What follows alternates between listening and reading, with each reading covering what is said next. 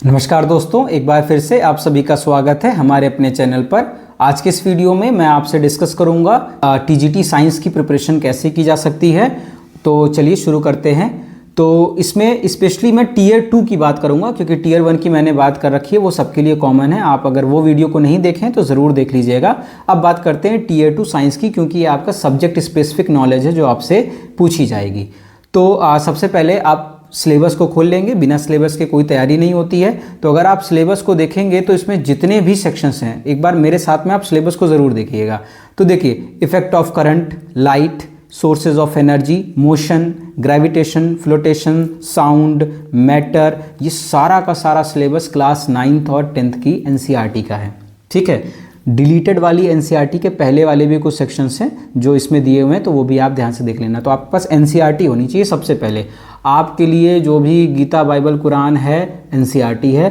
कुछ भी पढ़ने से पहले एनसीईआरटी रख लीजिए। एनसीईआरटी की लाइन टू लाइन क्वेश्चंस बनेंगे। यकीन ना हो तो पुराने पेपर को उठा करके देख लीजिएगा, एक एक लाइन से उठा करके सवाल बना है।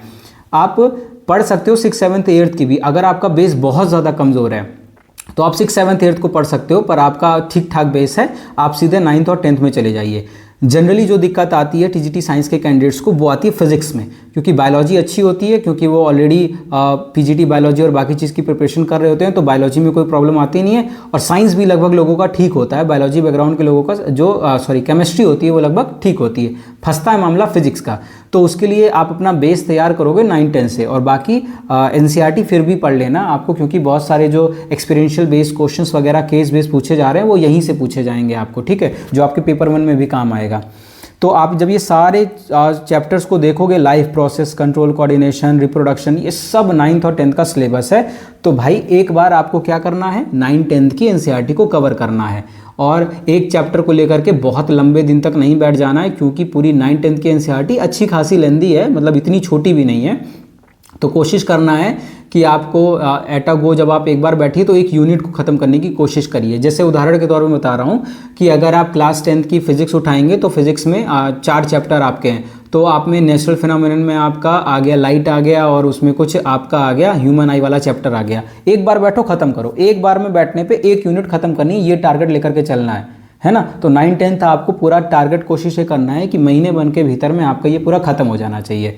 तो आपकी जब ये थ्योरी खत्म होगी, थ्योरी को प्रॉपर पढ़ लीजिएगा। और थ्योरी आपकी बहुत ज़्यादा कमज़ोर होगी ना, तो आप किसी टॉपिक को अगर आप बताओगे बहुत ज़्यादा प्रॉब्लम हो रही तो बताना, मैं भी आपको पढ़ा दूंगा, ऐसा कोई इशू नहीं है। बाकी बहुत सारे टीचर, मैं कहता हूँ कि मैं तो भाई कुछ नहीं हूँ, बहुत अच्छे अच्छे टीचर पढ़ाने वाले हैं। आप वहाँ से देख लो, किसी कोचिंग वाले को देख लो, वहाँ से पढ़ लो। मैं आपको कुछ टॉपिक अगर मदद हो सकती है तो मैं जितना कर पाऊँगा कर दूँगा। आप वो चीज़ों को देख लेंगे। जब आपका थ्योरी थोड़ी सी कवर हो जाएगी, फिर आप उठाइए क्वेश्चंस, और वो क्वेश्चन साथ के साथ करते रहिएगा, अलग से नहीं करना। जैसे मान लीजिए आज आपने लाइफ प्रोसेसेस नाम का चैप्टर आपने खत्म किया, पूरी यूनिट आपने खत्म किया, ये क्लास 10 का टॉपिक है। तो अब आप इसके एमसीक्यूज जो आए हुए हैं वो देख लीजिए। आप यूथ घटना चक्र की कोई बुक खरीदेंगे, पीवाईक्यू आपको मिल जाएगी, या कोई भी आप मार्केट में टहल लीजिए, आपको कोई एक बुक मिल गई जिसमें क्वेश्चंस का कलेक्शन आपको अच्छा मिल जाए, वो देख लीजिए। साथ में ऑनलाइन प्लेटफॉर्म के लिए टेक्स्ट बुक का मैं यूज़ करता हूँ, बहुत अच्छा प्लेटफॉर्म है। आप उसका यूज़ करके एग्जाम डालेंगे, आपको उसके बहुत सारे पीवाईक्यूज मिल जाएंगे। तो आपको क्या करना है कि एक टॉपिक को पढ़ना और उसके पीवाईक्यूज लगा लेने हैं। पीवाईक्यूज नहीं मिलेंगे तो आपको कोई भी एक रेफरेंस बुक में आपको 1-2 रेफरेंस बुक का नाम बिल्कुल लेना चाहूँगा। आप एमटीजी की बुक ले सकते हैं, 100% करके आती है। और एक 11th 12th में बायो वाले लोग बहुत अच्छे से जानते होंगे, एनसीईआरटी एट फिंगर टिप्स आती है। पर आपको बायो इतने लेवल की पहले कवर नहीं करनी है, आपको पहले 9, 10 कवर करनी है। तो उसकी भी एनसीईआरटी एट फिंगर टिप आती है, क्लास 10th और 9th के लेवल की भी आती है, आप उसको भी ले सकते हैं। तो कोई एक रेफरेंस बुक ले लेंगे जिसमें थोड़ा इन डेप्थ बताया जाएगा। एनसीईआरटी रेफरेंस बुक कोई एक रखनी है, क्योंकि एनसीईआरटी में बहुत डिटेल में नहीं दिया गया हुआ। तीसरी चीज़, एनसीईआरटी एग्जाम्पलर लेनी है आपको। तो पहले आपको 9, 10th लेवल को महीने भर के भीतर एकदम मज़े से एकदम जमा करके एकदम कवर कर लेना है अच्छे से। ठीक है, जब आप कोई और इसके बाद आप कोई एक ले लीजिएगा साथ में। आपकी जो रेफरेंस बुक होगी उसमें बहुत सारे क्वेश्चंस दिए होंगे, अगर नहीं दिए होंगे तो आप एक लेटेस्ट कोई सैम्पल पेपर ले लेना, जो क्लास 10th के लिए बहुत सारे पब्लिकेशन जो इशू करते हैं। आप उसमें एडुकार्ड को फॉलो कर सकते हो, आप उसमें ओसवाल को फॉलो कर सकते हो, विद्या पब्लिकेशन को फॉलो कर सकते हो। ये 3 का मैं रिकमेंडेशन दूंगा, बहुत बेहतरीन है। क्यों कह रहा हूँ, क्योंकि डिस्क्रिप्टिव है। तो जब आप सवाल देखोगे तो आप देखोगे ना कि वो कैसे कैसे मार्किंग स्कीम होती है, कैसे कैसे कॉपी में नंबर दिए जाते हैं। आप सवाल पढ़ोगे, माने आपने लाइव प्रोसेसेस को पढ़ लिया, अब उसमें कोई सवाल दिया हुआ है डिफाइन डबल सर्कुलेशन और उससे रिलेटेड कोई भी क्वेश्चन दिया हुआ है, तो आप एक बार देखो कि उसको कैसे कैसे ब्रेक करके लिखना है। नॉलेज अलग चीज़ है, उस नॉलेज को प्रेजेंट करना रिटन फॉर्म में एक अलग चीज़ होती है। तो आप उसमें जब देखोगे कि हाँ इसमें आधा नंबर यहाँ है, आधा नंबर यहाँ है, तो क्योंकि जब कॉपी बच्चों की चेक की जाती है वो भी उसमें भी होता है ना कि स्टेप मार्किंग कर करके कॉपी को दिया जाता है, तो मार्किंग स्कीम होती है। तो जब आपका भी डिस्क्रिप्टिव कॉपी जब चेक होगा तो वो भी मार्किंग स्कीम होगी, जो भी चेक कर रहा होगा उस हिसाब से आपको मार्क्स दिए जाएंगे। तो आपको एक आइडिया लगेगा कि आइडियल या स्टैंडर्डाइज आंसर कैसे लिखा जाता है, वो आपको उस क्वेश्चन बैंक में देखने को मिल जाएगा। थ्योरी पढ़ रहे हैं, टेक्स्ट बुक से एमसीक्यू की प्रैक्टिस कर रहे हैं, रेफरेंस बुक से थोड़ा इन डिटेल जा रहे हैं, और फिर एक आपने क्वेश्चन बैंक ले लिया जिससे आप क्वेश्चंस को देख रहे हैं। क्योंकि जो नया जो पेपर बन रहा है सीबीएसई में, उसमें आपका एक्टिविटी बेस्ड क्वेश्चंस पूछे जाते हैं, अलग से सेक्शन बनाता है, केस बेस्ड क्वेश्चन पूछे जाते हैं। तो आप जरा पढ़ो, थोड़ा हाई लेवल के क्वेश्चन होते हैं, वो हॉट्स में आते हैं, तो वहाँ आपको दिखेंगे, थोड़ा आपकी प्रिपरेशन अपने आप वहाँ से हो जाएगी। लिखने की भी प्रिपरेशन आपकी हो गई, प्रैक्टिस अच्छे से हो जा रही है, क्योंकि आप में उसमें दिखाई देगा बोर्ड के आंसर ये थे, टॉपर्स ने ऐसे आंसर लिखा था। तो जब 9th-10th कवर कर लीजिएगा, सुनिए मेरी बात, 9th-10th जब प्रॉपर कवर हो जाए आपका, तब आपको बढ़ना है वो टॉपिक जो आपके 9th लेवल से हैं, 9th-10th का सिलेबस है, पर डिफिकल्टी लेवल अप होती है। जनरली 100 नंबर का अगर पेपर आप कर रहे हैं, एक एग्जाम्पल के तौर पे बता रहा हूँ, तो उसमें से 50-60 जो नंबर होंगे वो बेसिक लेवल के होंगे, जो 9-10 से मिल जाएंगे, इवन तो 70% तक भी आपको मिल जाएगा। कुछ होता है वो जानबूझ के हाथ डाला जाता है, ताकि वही तो आपका जो मेरिट है वो थोड़ा सा कम ज़्यादा करने में मदद करेगी। तो इसमें बायो वाले जो लोग हैं वो तो अपना बायोलॉजी अच्छे से कर ले जाएंगे। फिजिक्स में सिर्फ उन टॉपिक को देख लीजिएगा जो आपको अच्छे से समझ में आ रहा है, क्योंकि समय बहुत कम बचा हुआ है, सिर्फ नवंबर बचा हुआ है, दिसंबर में एग्जाम होने की चांसेस बहुत ज़्यादा, और अक्टूबर आपका ऑलमोस्ट फेस्टिव सीजन में चला जाएगा। तो आपको कवर करना है सिर्फ वो टॉपिक जो आप अच्छे से समझ जाते हो। 10th क्लास का जैसे लाइट का चैप्टर है, तो थोड़ा सा लाइट 12th लेवल की थोड़ी सी देख लेना, ज़्यादा मत देखना, बहुत परेशान नहीं होना। तो जो टॉपिक आपके 9th-10th लेवल के हैं उनको थोड़ा सा 11th-12th लेवल में पूछ लेना। बाकी PYQ में आप देख लेना, जो जैसे लाइट वगैरह से काफ़ी अच्छे क्वेश्चन पूछे जाते हैं।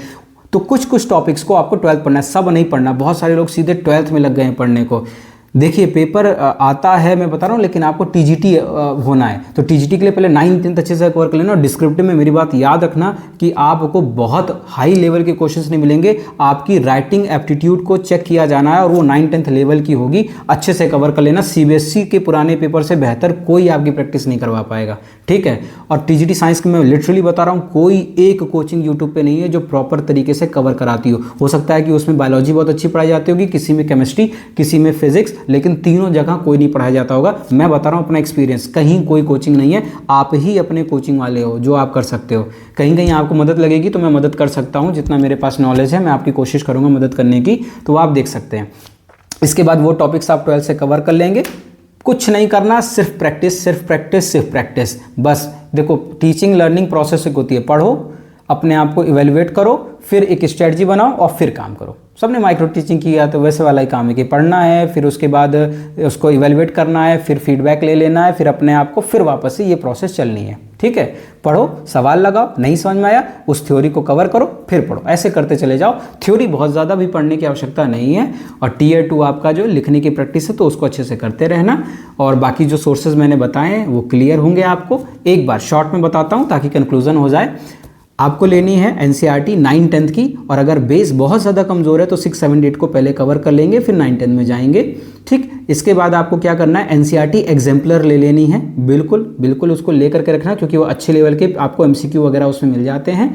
इसके बाद आपको ले लेनी है कोई एक रेफरेंस बुक, MTG की ले सकते हो, NCERT एट फिंगर टिप्स, और आप ले सकते हो क्या कह सकते हैं, दूसरी है 100% करके MTG, बहुत अच्छी बुक लिखती है, मेरे पास रखी हुई है, अच्छी है, आप देख सकते हो। बाकी कोई भी देख सकते हो, जो तुम्हारा मन करे देख सकते हो। तीसरी चीज़ आपको ले लेनी है कोई एक सैम्पल पेपर तो क्वेश्चन बैंक ले लेना है, जिसमें आपको क्वेश्चंस का कलेक्शन मिल जाएगा, रिसेंट वाला है ना, 2025 का ले लेना, उससे पुराना मत जाना, ठीक है। तो ये आपका 4 कंटेंट हो गया। 11th-12th लेवल पे आपको जो चीज़ें कवर करनी है वो NCERT की बुक या कोई भी रेफरेंस बुक ले सकते हो, पर वो बाद में जाना, पहले अपना 9th-10th लेवल अच्छे से कवर कर लोगे, बात बन जाएगी, है ना भाई। बहुत ज़्यादा भी कट ऑफ नहीं जाती है, जैसे आप हो वैसे सब हो। फिजिक्स सबका कमज़ोर होता है, बहुत ज़्यादा नहीं होता है ना, क्योंकि जो बायोलॉजी है भाई वो छोड़ रखा होता है फिजिक्स। तो वो सारे सेक्शंस में अगर थोड़ी सी आपने महारत हासिल कर ली तो वो 9-10 के लेवल से अगर आपने चीज़ों को अच्छे से पढ़ लिया तो आपको एक्स्ट्रा एस दे देगा। और थोड़ा सा अब भीड़ से अलग होना चाहते हो तो 12th लेवल की चीज़ों को कवर कर लेना, बात बन जाएगी। और पेपर लगाओगे, मैं बार बार कहता हूँ कि आप अपने गाइडेंस खुद अपने आप को दो, पेपर लगाओगे आपको क्लियर हो जाएगा कि मैं क्या कर पा रहा हूँ क्या नहीं कर पा रहा हूँ, चीज़ें एकदम क्लियर हो जाएंगी। सिलेबस को सामने रखिएगा, बाकी टियर 1 तो क्लियर होगा तभी टियर 2 आएगा, और टियर 2 के 3 गुना लोगों को बुलाया जाएगा डीवी में।